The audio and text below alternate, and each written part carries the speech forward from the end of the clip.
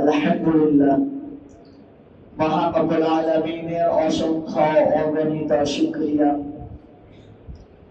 তিনি আমাদেরকে ঈমানের নিয়ামত দান করেছেন, অসংখ্য অগণিত নিয়ামতের মধ্যে ডুবিয়ে রেখেছেন। পবিত্র জুমআতে তার ঘরে আসার তৌফিক দান করেছেন। আলহামদুলিল্লাহ। মুহতারাম হাজিরিন, আমরা আছি ফিতনার জামানায়, আখিরি জামানায়। যে জামানাটা ফিতনার জামানা, আল্লাহ হাবিব সাল্লাল্লাহু আলাইহি ওয়াসাল্লাম বলে গিয়েছেন। তো আমাদের ডানে বামে সামনে পিছনে উপরে নিচে চতুর্দিক থেকে ফিতনা আর ফিতনা। অন্ধকার রাত্রি নেই, ফিতনা একের পর এক ফিতনা আসছে। এমন এমন ফিতনা আমি বুঝতে পারি না, ফিতনাকে ফিতনা হিসেবে জানি না, সব নষ্টতাকে নষ্টতা হিসেবে আমি চিনতে পারি না, চিনার চেষ্টাও করি না। সেই ফিতনার জামানায় আমরা আছি। তো আল্লাহ তাআলা আমাদেরকে সকল ফিতনা এবং ফিতনাবাজদেরকে চিনে ফিতনা এবং ফিতনাবাজদের থেকে বেঁচে থাকার তৌফিক দান করেন। আমিন। আমাদের ঈমান ও আমানকে হেফাজত করার তৌফিক দান করেন। আমরা আগে বলেছিলাম যারা মুসলিম, আমাদের কাজ দুটি, একটা হেফাজত ইসলাম, ইশাআত ইসলাম। ইসলামের হেফাজত আর তো ইসলামের প্রচার প্রসার। কি বলেন ভাই? এক নম্বর কি হেফাজতে ইসলাম, দুই নম্বর কি ইশাআতে ইসলাম। এক নম্বর ইসলামের হেফাজত করা, ইসলামের সংরক্ষণ করা। দুই নম্বর কি ইশাআতে ইসলাম, ইসলামের প্রচার প্রসার করা, ইসলামকে ছড়িয়ে ছিটিয়ে দেওয়া সারা পৃথিবীর মধ্যে, উত্তর থেকে দক্ষিণ, পূর্ব থেকে পশ্চিম, সারা পৃথিবীর সমস্ত মানুষের কাছে ইসলামের দাওয়াত পৌঁছে দেওয়া, কোরআনের দাওয়াত পৌঁছে দেওয়া, তাওহীদের দাওয়াত পৌঁছে দেওয়া, আল্লাহ রাব্বুল আলামিনের একাত্মবাদের বাণী পৌঁছে দেওয়া। এটা আমার আপনার দায়িত্ব। ইসলামের হেফাজত, ইসলামকে হেফাজত করা। এখানে আমরা দুটো বিষয়, কিসের থেকে আমাদের হেফাজত করতে হবে?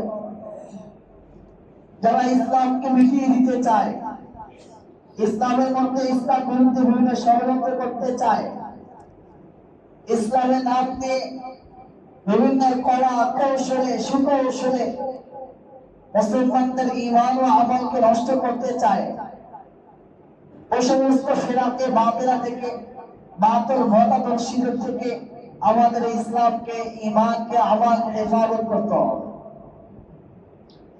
তো বাতিল মতাদর্শী যারা আছে, যাদের থেকে আমাদের ইসলামকে হেফাজত করতে হবে, এদের মধ্যে আমার দুটা গ্রুপ।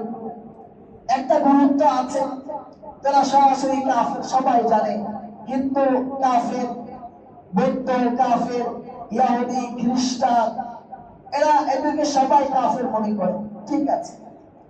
আরো কিছু গ্রুপ আছে যারা মুসলিম নাম ধারণ করে, ধোঁকা দিয়ে অত্যন্ত সুকৌশলে মুসলমানদের ঈমান ও আমলকে আরোপ করে, নষ্ট করে। এদের ফিতনা থেকে, এদের ষড়যন্ত্র থেকে আমাদের ঈমান ও আমলকে বাঁচানো অত্যন্ত জরুরি। একজন মানুষ জানে সে হিন্দু হয়ে গেলে সে আর মুসলিম থাকবে না, বৌদ্ধ হয়ে গেলে সে আর মুসলিম থাকবে না, খ্রিস্টান ধর্ম গ্রহণ করলে সে আর মুসলিম থাকবে না, ইহুদি ধর্ম গ্রহণ করলে সে আর মুসলিম থাকবে না। জানে কিনা বলেন তো ভাই? জানে। কিন্তু একজন মানুষ যদি কাদিয়ানি হয়ে যায়, কাদিয়ানি হয়ে গেলে সে যে মুসলমান থেকে বের হয়ে যাবে, এটা কিন্তু সে জানে না।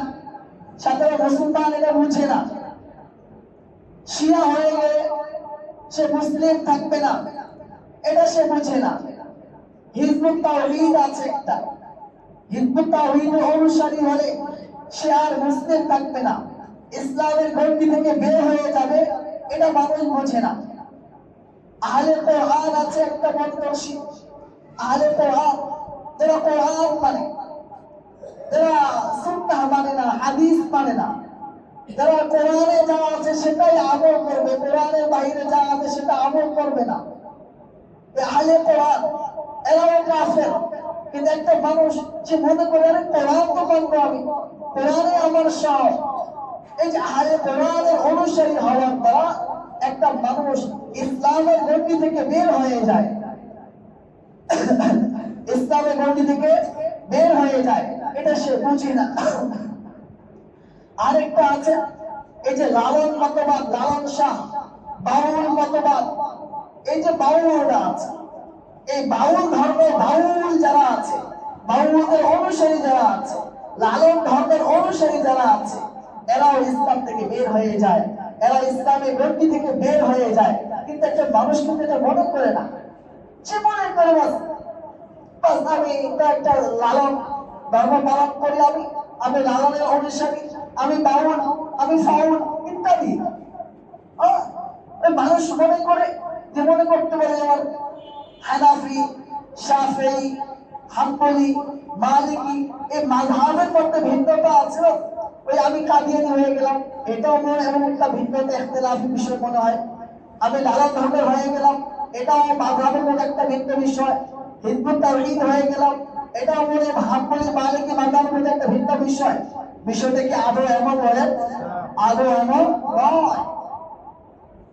হাম্বলি এবং শাফিঈ, হানাফি যে মাযহাবগুলোর যে ইখতিলাফ রয়েছে, কাদিয়ানী, হিজবুত তাওহীদ, শিয়া, আহলে কোরআন, লালন ইত্যাদি যে সমস্ত বাতিল ফিরকাগুলো আছে, এগুলো কখনো মাযহাবী ইখতিলাফের মতো নয়, এগুলো ভিন্ন, এগুলো কোনো ফিরকাই নয়। ৭২টা যে ফিরকা আছে, এই ৭২টা ফিরকার অন্তর্ভুক্ত না এগুলো। কাদিয়ানী ৭২ ফিরকার বাইরে এটা। তো এই যে বাউলদের কিছু বক্তব্য, কিছু ভিডিও, আবুল সরকারের কিছু বক্তব্য আমাদের সামনে এসেছে, আমরা দেখেছি। তো আজকে আমরা আলোচনা করবো বাউলদের। আমার আজকে ইচ্ছা ছিল আলোচনা করবো ভূমিকম্পের কারণ, ভূমিকম্প হওয়ার কারণ কি এবং প্রতিকার, আমাদের করণীয় সম্পর্কে আলোচনা করব।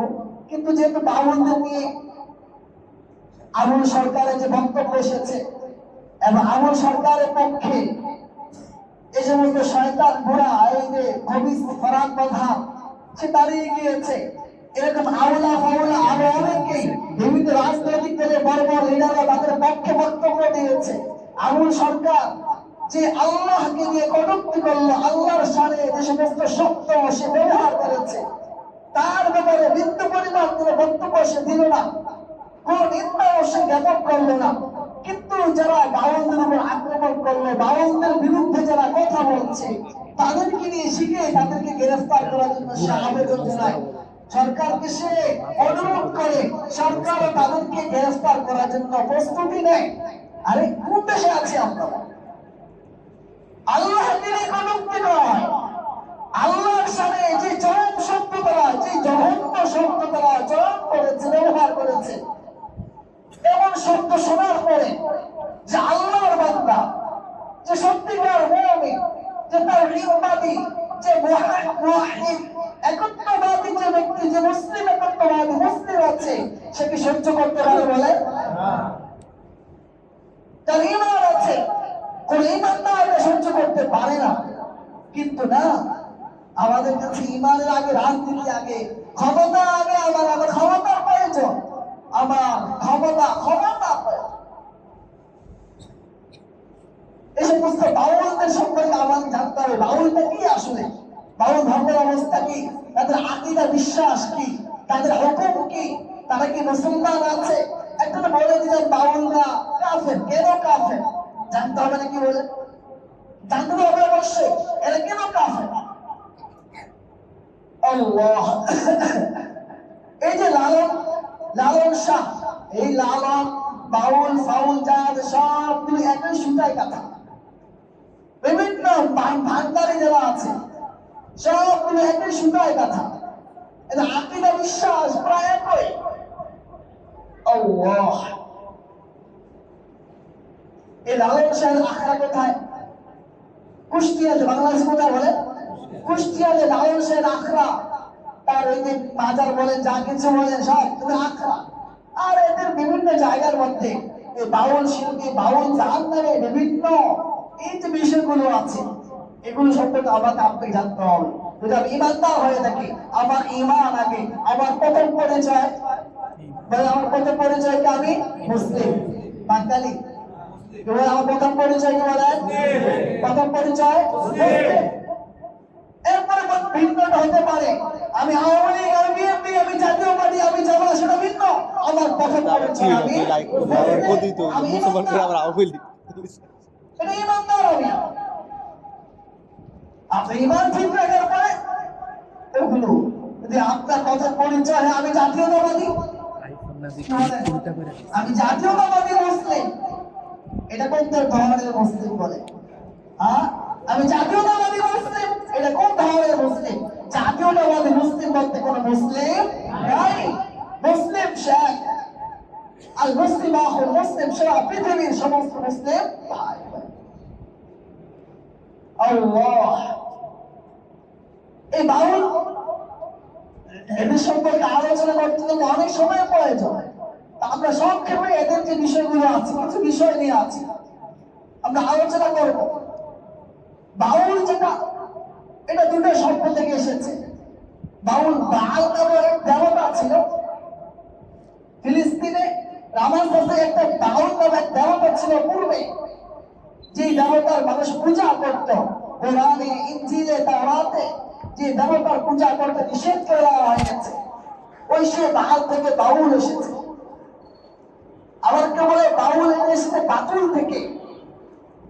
বাতুল মানে পাগল। বাতুল মানে কি বলে? বাতুল মানে হলো পাগল, বেচারা পাগল, মাওলার পাগল, গুরুর পাগল, ইত্যাদি ইত্যাদি। আল্লাহ, ডক্টর আনোয়ারুল করিম তিনি লিখেছেন যে এই বাউল শব্দটি এসেছে প্রাচীন দেবতা বাল থেকে, যা ছিল প্রাচীন যৌনতার দেবতা। এই যে বালের দেবতাটা ছিল, এটা কি ছিল বলে? যৌনতার দেবতা ছিল। যৌনতার মাধ্যমে তাদেরকে পূজা করা হতো। তিনি দাবি করেন অনেক বাউল এই দেবতার পূজা করে। আবার কেউ বলেছেন বাতুল থেকে বাউল। বাতুল শব্দের অর্থ পাগল। যারা সমাজে পাগল বলে পরিচিত তাদের বাউল বলে চিহ্নিত করা হয়। বুঝে আসছে ভাই? বাউল একটা বাউল যেটা, এটা তো আরবি হিসেবে দেওয়া হয় বাউল শব্দটা। এই বাউল শব্দের আরবি অর্থ কি বলে? বাউল শব্দের আরবি অর্থ কি? কি ছাত্র ভাইয়েরা? বাউল শব্দের আরবি অর্থ হলো প্রস্রাব, পেশাব। আল বাউল, বাউল পেশাব করা, প্রস্রাব করা, প্রস্রাব। তো এই অর্থের মধ্যেই, আচ্ছা তো আমরা গেলাম না। এই বাউলদের অনেক আকীদা, এখানে তাদের যে আকীদা, তাদের কার্যকলাপ এমন এমন নোংরা নোংরা আকীদা, বিশ্বাস, কার্যকলাপ, যা এখানে সবগুলো উচ্চারণ করা লজ্জাজনক বিষয়।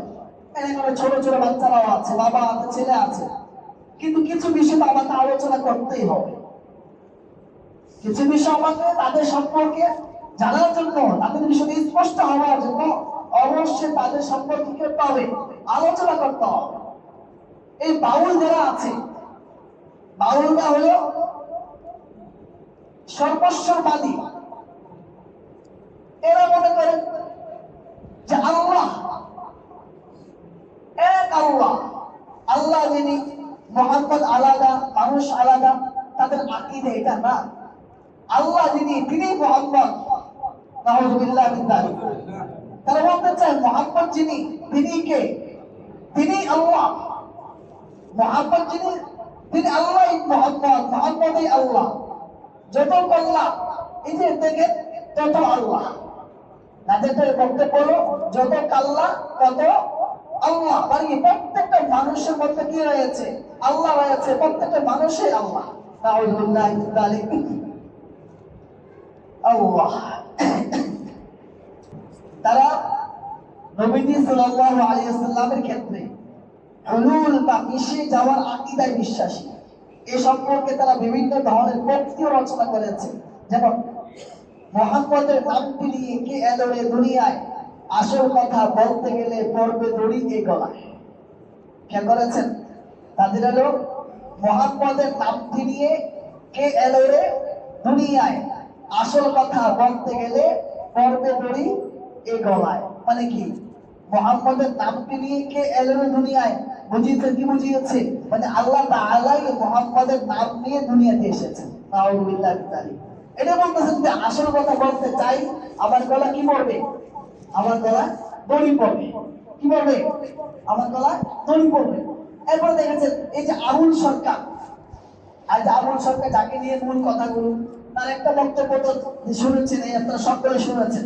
তার যে শব্দ, এটা আমার মুখ উচ্চারণ করা অসম্ভব।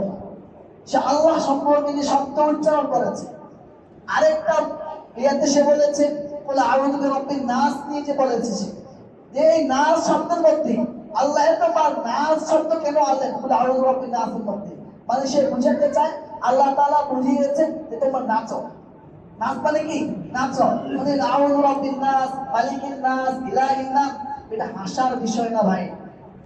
হাসতেছেন? এটা হাসার বিষয়। কোরআন নিয়ে বিকৃতি করছে, আপনি হাসতেছেন, কি হলো ভাই? এটা বোঝার চেষ্টা করেন। এমন আলোচনা, এমন বক্তব্য শোনার পরে হাসি আসে কিভাবে? দ্বিতীয় রক্ত হওয়ার কথা, তো ভূমিকম্প আসবে না, কি আসবে? আল্লাহ তাআলা আমাদেরকে বাঁচিয়ে রেখেছেন, আল্লাহ পাকের খাস রহমত। এমন দেশ ধ্বংস হয়ে যাওয়ার কথা, এমন জমিন প্রয়োজন নাই যে জমিনে আল্লাহর ইজ্জতের নিরাপত্তা নাই, যে জমিনে রাসূলের ইজ্জতের নিরাপত্তা নাই, এমন জমিনে কি প্রয়োজন আছে বলে? এমন জমিন থেকেও কিনা আপনি আমার দুনিয়া নিয়ে ব্যস্ত আছি, দুনিয়া সাজানো নিয়ে ব্যস্ত আছি, ওদিকে আমরা তো মৃত্যু পরিমাণ কোনো মাথা ব্যথাও নেই। আল্লাহ আসল কথার ব্যাখ্যা, আসল কথার ব্যাখ্যা হলো আহাদ। আহাদ যিনি, তিনি মিমের পর্দা নিয়ে আহমদ নামে দুনিয়াতে এসেছেন। বুঝেছেন? বুঝেন না? ওই যে বলেছে আসল কথা বলতে গেলে পড়বে দড়ি এই গলায়। সে আসল কথা বলার উদ্দেশ্য হলো আহাদ। আহাদকে বলে, আহাদকে কুল হুয়াল্লাহু আহাদ, আহাদকে আল্লাহ। সে বলতে চায় তাদের উদ্দেশ্য হলো আহাদ যিনি, তিনি মিমের পর্দা নিয়ে আহমদ নামে দুনিয়াতে এসেছেন। নাউযুবিল্লাহ। বুঝেছেন? মানে আল্লাহ মুহাম্মদ নাম ধারণ করে দুনিয়াতে এসেছেন, অর্থাৎ আল্লাহ তাআলা রাসূল হয়ে দুনিয়াতে এসেছেন। নাউযুবিল্লাহ। আচ্ছা বলেন, কারো কাফের হওয়ার জন্য আজ যদি সব পাত্রী একটা আকীদায় যদি কে বিশ্বাস করে, তার কাফের হওয়ার মধ্যে কোনো সন্দেহ আছে বলেন?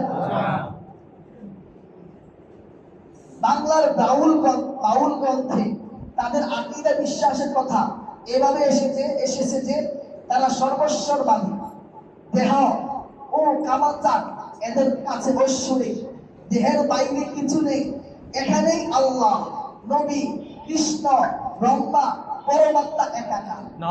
এই দেহের মধ্যে আল্লাহ, নবী, কৃষ্ণ, ব্রহ্মা, পরমাত্মা সব একাকার। কিসের মধ্যে? এই দেহের মধ্যে। অর্থাৎ ঈশ্বর ও বিশ্বজগৎ অভিন্ন দুই সত্তা। যখন কেউ সাধনার শীর্ষে আরোহণ করে তখন সে ঈশ্বর হয়ে যায়। নাউযুবিল্লাহ। প্রচলিত সুফিবাদের মতো বাউল ধর্মেও দেহের মধ্যে পরমাত্মার উপস্থিতি স্বীকার করা হয়। এর চূড়ান্ত অবস্থায় নিজেকে ঈশ্বরের পর্যায়ভুক্ত মনে করা হয়, একে অপরের মধ্যে বিলীন হয়ে যায়। বাংলার বাউল পৃষ্ঠা 482। বইয়ের নাম কি? বাংলার বাউল। কত নম্বর পৃষ্ঠা? 482। এতে আরো এসেছে আহমদ হইতেছেন মুহাম্মদ এবং আহাদ হইতেছেন আল্লাহ। ফকিরগণ বলিতে চাহেন যে মুহাম্মদ ও আল্লাহ কোনো প্রভেদ নেই, আল্লাহ আকৃতিহীন, কিন্তু তিনি মুহাম্মদের মধ্যে আকৃতি ধরিয়া অবতীর্ণ হইয়াছেন এবং আদমের মধ্যেও তিনি আকৃতি ধরিয়া অবতীর্ণ হইয়াছেন। নাউযুবিল্লাহ। অর্থাৎ মানুষ ভগবানের প্রতিচ্ছবি এবং মানুষের মধ্যে ভগবানের প্রকাশ, মানুষই ভগবান। ইহা যে সুফি মতের প্রধান কথা। তাহা আমি পূর্বে দেখিয়াছি। বাংলার বাউল ও বাউল গান, পৃষ্ঠা 507। চিন্তা করেছেন কি বলেছে? এই শব্দগুলি স্পষ্ট। মানুষ ভগবানের প্রতিচ্ছবি এবং মানুষের মধ্যেই ভগবানের প্রকাশ। মানুষই ভগবান। নাউযুবিল্লাহ।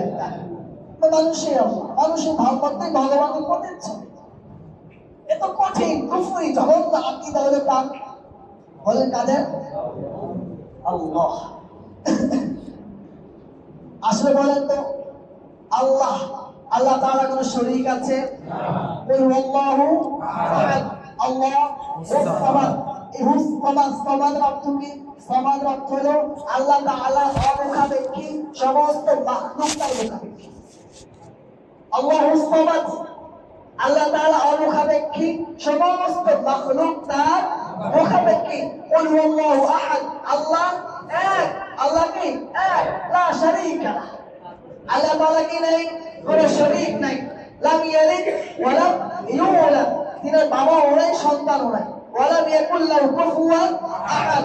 তার কোন সমকক্ষ কেউ নাই। লা মিসলা ওয়া লা মিসালা লা ওয়া লা মাসীলা লা, লা নিদ্দা ওয়া লা উদ্দা লা। কিচ্ছু শরীক কিচ্ছু নেই। তার সমকক্ষ, তার মতো, তার শরীক কিচ্ছু আছে বলে? কিছু নেই। আল্লাহ একক। সে আল্লাহ ভগবানকে মানুষকে ভগবান বানিয়ে দিচ্ছে। নাউযুবিল্লাহ মিন যালিক। এরপরে দেখেন 2 নম্বর, বাউল যারা আছে এরা গুরুবাদী। তাদের কালিমা ও নবী ভিন্ন। বাউল যারা আছে এদের কালিমাও ভিন্ন, এদের নবীও কি বলে? এদের নবীও ভিন্ন। গুরু বা সাইকে এরা ঈশ্বরের অবতার মনে করে। এরা বিশ্বাস করে যে গুরু অসন্তুষ্ট হলে তার ইহকাল পরকাল সবই বিনষ্ট হতে পারে। নাউযুবিল্লাহ। গুরু যদি কি হয়? অসন্তুষ্ট হয়ে যায়, ইহকালও শেষ, পরকালও কি শেষ। গুরুকে তুষ্ট করাই এদের সাধনার অঙ্গ। বাউল সম্প্রদায়ের সবচেয়ে গুরুত্বপূর্ণ ব্যক্তি হলো ফকির লালন শাহ। ফকির লালন শাহ। ইয়া আল্লাহ। আচ্ছা বলেন তো, আল্লাহ ছাড়া আর কারো ইবাদত করার কোনো সুযোগ আছে? আল্লাহ ছাড়া আর কেউ কি আছে ক্ষতি করতে পারে, উপকার করতে পারে? আল্লাহ তাআলা বলেন, কুল আতা'বুদুনা মিন দুনিল্লাহ মা লা ইয়ামলিকু লাকুম দাররান ওয়া লা নাফা। আপনি বলেন আতা'বুদুনা মিন দুনিল্লাহ, তুমি আল্লাহ ছাড়া এমন কারো ইবাদত করবে মা লা ইয়ামলিকু লাকুম দাররান ওয়া লা নাফা, যে তোমাদের ক্ষতিও করতে পারে না, উপকারও করতে পারে। উপকার করতে ওয়ালা একমাত্র কে? বলে একমাত্র কে? আল্লাহ। তাসকাল্লাহু বিদুররিন লা কাশিফা লাহু ইল্লা হু ওয়া ইন ইয়ামসুসকা বিদুররিন। এই যে ক্ষতি করতে চাইলে একমাত্র আল্লাহ ক্ষতি করতে পারবেন, ক্ষতি দূর করতে চাইলে একমাত্র আল্লাহ তাআলাই ক্ষতি দূর করতে পারবেন। এছাড়া আর পৃথিবীর কোনো মাখলুকের বিন্দু পরিমাণ কোনো অধিকার ক্ষমতা নাই। আছে বলেন? বিন্দু পরিমাণ কোনো ক্ষমতা নাই। আল্লাহ। 3 নম্বর, অবাধ যৌনাচার, গাঁজা, তামাক সেবন সাধনার অংশ। অবাধ যৌনাচার এটা তাদের সাধনার অংশ। এই লালন যারা আছে এবং বাউল যারা আছে এদের সাধনার একটা অংশ কি করা? অবাধ যৌনাচার এবং গাঁজা, তামাক, মাদক সেবন করা, এগুলো তাদের সাধনারই কি অংশ। দেখেন, বাউল সাধনায় পরকীয়া প্রেম এবং গাঁজা সেবন প্রচলিত। বাউলরা বিশ্বাস করে যে কুমারী মেয়ের রজ পান করলে শরীরে রোগ প্রতিরোধক তৈরি হয়। নাউযুবিল্লাহ। কুমারী মেয়ের রজ পান করলে শরীরে রোগ প্রতিরোধ ক্ষমতা তৈরি হয়। রজ কি জানেন? তাই বাউলদের মধ্যে রজ পান একটি সাধারণ ঘটনা। এছাড়া তারা রোগ মুক্তির জন্য রজ বুঝেন। রজ হলো কুমারী মেয়ে প্রথম যে মাসিক হয়, হায়েজ হয়, প্রথম হায়েদের যে রক্তটা বের হয় ওটাকে বলে রজ। ওটাকে বলে কি? রজ। এই রজ তাদের আকীদা হলো ওই রজ পান করলে রোগের শরীরের মধ্যে রোগ প্রতিরোধ ক্ষমতা তৈরি হয়। আরেকটা রজ বলা হয় মানুষ থেকে, একটা হলো বীর্য। বীর্য ছাড়াও মানুষদের আরেক নদী আছে, নদী আছে, যেগুলো বের হলে, পানি বের হলে গোসল ফরজ হয় না। গোসল কি হয় না? ফরজ হয় না, ওযু নষ্ট হয়ে যায়, ওযু ভেঙে যায়। এই যে পানিটা আছে, হ্যাঁ, এটাকেও তারা রজ বলে। এই রজ পান করলে তাদের মধ্যে শরীরে কি হয়? রোগ প্রতিরোধ ক্ষমতা তৈরি হয়। আরেকটা হলো সর্বরোগ থেকে বাঁচার জন্য, যত ধরনের রোগ আছে সর্বরোগ থেকে বাঁচার জন্য প্রেম ভাজা কি পান করতে হবে বলে? প্রেম ভাজা পান করলে সর্বরোগ থেকে বাঁচা যায়, ভালো থাকা যায়। প্রেম ভাজা কি? প্রেম ভাজা হলো সর্বরোগ থেকে মুক্তির জন্য তারা মল, মূত্র, রজ ও বীর্য মিশ্রণে প্রেম ভাজা এবং এক প্রকার পদার্থ তৈরি করে তা বক্ষণ করে। নাউযুবিল্লাহ। কি কি? মল, মূত্র, রজ, বীর্য, এই চারটার মিশ্রণে তারা একটা হালুয়া তৈরি করে। মনে করেন এই হালুয়ার নাম কি? প্রেম ভাজা। যেটা পান করলে কি হয়? নাউযুবিল্লাহ। একজন বাউলের একাধিক সেবা দাসী থাকে, সেবা দাসী থাকে। এদের অধিকাংশ কম বয়সী মেয়ে। এদের সাধনার অংশ একটা নারী থাকতে হবে। আর এই নারীটা, এটা তার স্ত্রী হওয়া কিনা জরুরি না। এটা অন্য স্ত্রী হতে পারে, বা বিবাহের জরুরি না। বিবাহ হতে পারে, অবিবাহিত হতে পারে, নিজের স্ত্রী হতে পারে, অন্যের স্ত্রীও হতে পারে। দেখেন আল্লাহ। এছাড়া তারা রোগ মুক্তির জন্য স্বীয় মূত্র ও স্তন দুগ্ধ পান করে। রোগ মুক্তির জন্য নিজের পেশাব এবং স্ত্রীর যে দুধ আছে এই দুধ তারা পান করে। কিসের জন্য? রোগ মুক্তির জন্য। আচ্ছা বলেন, কোন সুস্থ বিবেকের মানুষ, সুস্থ বিবেকওয়ালা মানুষ এই মালাও হিন্দু গন্তব্যের মতো না হলে কি পেশাব পান করতে পারে বলেন? আর হিন্দুরা তো গরুর পেশাব পান করে, এদের মায়ের পেশাব পান করে, ও তো নিজের পেশাব তো পান করে না। আচ্ছা সুস্থ মানুষ, বিবেকওয়ালা মানুষ নিজের পেশাব পান করে কিভাবে বলে? হ্যাঁ, এরপর দেখেন আল্লাহ। আচ্ছা বলেন তো, এই যে বীর্য, পেশাব, রজ, যাই বলে, এগুলো হালাল না হারাম? হারাম করেছেন কে? আল্লাহ। হারাম করেছেন কে? আল্লাহ। আল্লাহ তাআলা বলেন, কুল ইন্নামা হাররামা রাব্বিয়াল ফাওয়াহিশা মা যাহারা মিনহা ওয়া মা বাতান ওয়া ইসমা ওয়াল বাগিয়া বিগাইরিল হক। তো আল্লাহ তাআলা যেটাকে হারাম করেছেন, এটাকে যদি কেউ হালাল মনে করে এবং সেটা পান করে, তার ঈমান থাকবে? আল্লাহ তাআলা যেটাকে হালাল করেছেন কেউ সেটাকে হারাম মনে করে, যেটাকে হারাম করেছেন সেটাকে যদি কেউ হালাল সাব্যস্ত করে, সে কি ঈমানদার না কাফের? একটা হুকুমকে আল্লাহ তাআলা, একটা হুকুমকেও যদি যে হালালকে হারাম করা, হারামকে হালাল কোন মুসলমান করে, তার ঈমান থাকতে পারে না। থাকতে পারে বলেন?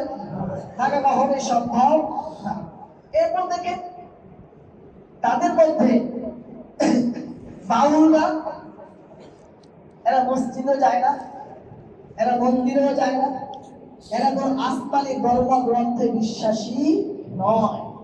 তারা কোরআন মানে না, আসমানি কোনো কিতাব তারা মানে না। তাদের বক্তব্য হলো এক আসমানে তাওরাত একরকম এসেছে, জাবুর একরকম এসেছে, কোরআনে একরকম এসেছে, যেহেতু এক এক কিতাবে এক এক রকম এসেছে, সুতরাং এগুলো আসমানি কিতাবেই না। নাউযুবিল্লাহ। তাদের আরেক বক্তব্য দেখলেন, এক বক্তব্য দিচ্ছে যে কোরআন, এটা কোরআনের শুরুতেই তো লেখা আছে কোরআন এটা জাল কিতাব। নাউযুবিল্লাহ। আলিফ লাম মিম যালিকাল কিতাব, তারা এটাকে বানিয়েছে জাল। জাল কিতাব। নাউযুবিল্লাহ। তারা বলতে চায় কোরআন হলো জাল কিতাব, কোরআন মানা যাবে না। কোরআন কত পারা বলেন তো ভাই? কোরআন কত পারা? 30 পারা। তাদের আকীদা বিশ্বাস হলো কোরআন হলো 40 পারা। 30 পারা হলো জাহিরি আর 10 পারা হলো বাতিনি।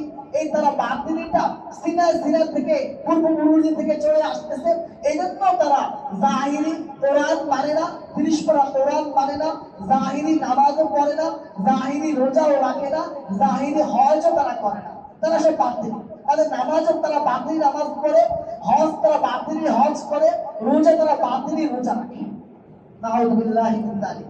কি বলেন ভাই? নাউযুবিল্লাহ কি বাড়িতে বলবেন? সবার অবস্থা এমন এমন হইতেছে এখানে বয়ান শুনলে বাসায় গিয়ে বলে নাউযুবিল্লাহ বলবেন। তারা নামাজ জাহিরি নামাজ পড়ে। আমাদের এই সমস্ত মহল্লার মধ্যে অনেক লালন সাহেব মুরিদান আছেন, জানেন আপনারা? আছেন। এরা মসজিদে আসে না কখনো। এরা মসজিদে তো মসজিদ তো মানেই না। এদের জাহিরি নামাজের প্রয়োজন নাই এদের। এবং এদের জানেন এদের আকীদা হলো সমস্ত মহিলা এক। বাতি বন্ধ করে দিলে অন্ধকারে যখন মহিলা এক অন্ধকার থাকে তখন সে মা হোক, সে বোন হোক, সে স্ত্রী হোক, নিজের মেয়ে হোক, দাদি হোক আর নানি হোক, সব একই নারীর হুকুমে বিধায় তাদের আকীদা বিশ্বাস হলো নিজের মেয়ে, নিজের বোন, নিজের মা, নিজের দাদি নানি সবার সাথে মিলামেশা করা যায়। নাউযুবিল্লাহ। কত জঘন্য আকীদা। তারা বলে যেমন নাকি মানুষ এক ঘাট থেকে পানি পান করে, এক হাউস থেকে পানি পান করে, এক কূপ থেকে পানি পান করে, বিধায় মহিলারাও এরকম এক হাউস, এক কূপ, এক পুকুরের মতো। যেরকম সব মানুষ এক পুকুর থেকে, এক ঘাট থেকে, এক কূপ থেকে পানি পান করে অসুবিধা নেই, সুতরাং এক নারী, সেই নারী যেই হোক না কেন, নারী যেহেতু বাস থাকি সবাই ঘাট থেকে সবাই পানি পান করতে পারে।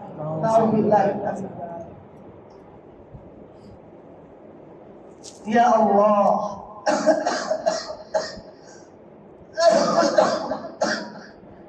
তাদের কালিমা হলো লা ইলাহা ইল্লাল্লাহ লালত রাসূলুল্লাহ।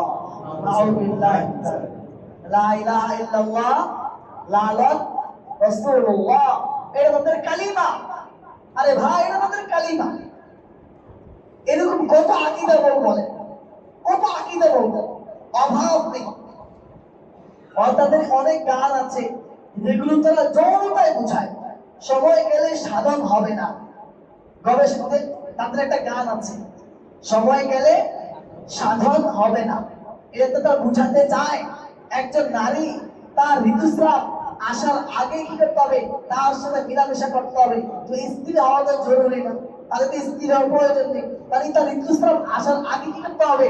একে সাথে মিলামেশা করতে হবে। এটাই বুঝাতে চাই সময় গেলে সাধন। মানে কি সবাই বলতে ঋতুস্রাব এসে পড়লে আরে সাধন করা যাবে না। সাধন বলতে এই যে যৌন যে মিলামেশা, এটাকে তারা সাধন বোঝায়। আপনাদের আরেকটা গান আছে, বাড়ির পাশে আরশিনগর। বাড়ির পাশে আরশিনগর, এটাও তারা কি বোঝায়? বাড়ির পাশে, তার আশেপাশে বাড়িতে যে সমস্ত তার যে সমস্ত লাউল বা বাউলে যৌনশালী মহিলারা আছে, আরশিনগর বলতে ও তার সেবা দাসী ও সমস্ত যৌন সঙ্গী মহিলাদেরকে আরশিনগর তারা বোঝায়।